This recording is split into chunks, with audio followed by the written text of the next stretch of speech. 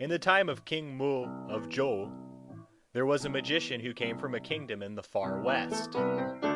He could pass through fire and water, penetrate metal and stone, overturn mountains and make rivers flow backwards. He could also spirit away men's internal cares. King Mu revered him as a god and served him like a prince. He set aside for his use a spacious suite of apartments, regaled him with the daintiest of food, and selected a number of singing girls for his express gratification. The magician, however, condemned the king's palace as mean, the cooking as rancid, and the concubines as too ugly to live with. So King Mu had a new building erected to please him. The 5 royal treasuries were empty by the time that the new pavilion was complete. It stood 6,000 feet high, and it was called Touch the Sky Pavilion. Then the king proceeded to fill it with maidens of the most exquisite and delicate beauty. All manner of sweet-scented plants filled the palace with their odors, and ravishing music of the olden time was played to the honored guest. Every month he was presented with fresh and costly raiment. Every morning he had set before him some new and delicious food. The magician could not well refuse to take up his abode in this palace of delight, but he had not dwelt there very long before he invited the king to accompany him on a jaunt. So the king clutched the magician's sleeve and soared up with him higher and higher into the sky, until at last they stopped, and lo, they had reached the magician's own palace. This palace was built with beams of gold and silver, and encrusted with pearls and jade. It towered high above the region of clouds and rain, and the foundations whereon it rested were unknown.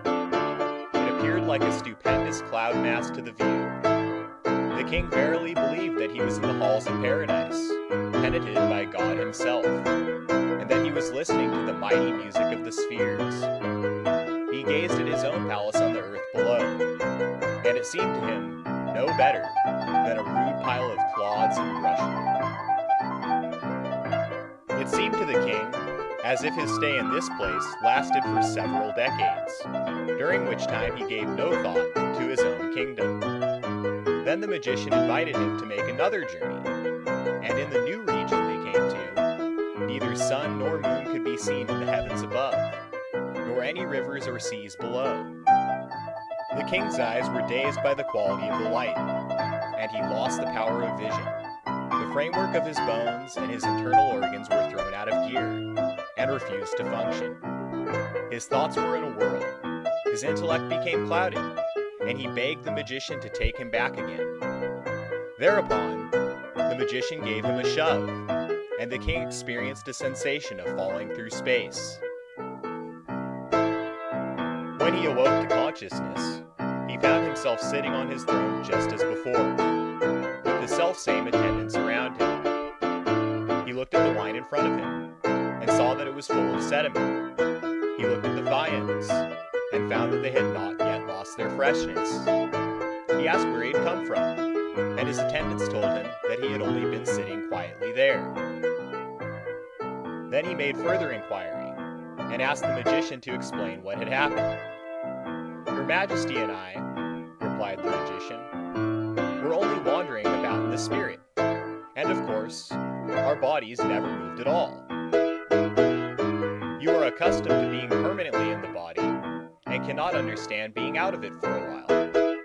Can any number of changes, or successive intervals of fast and slow, fully represent the true scheme of things?" The king was much pleased. He ceased to worry about affairs of state, and took no further pleasure in the society of his ministers or concubines.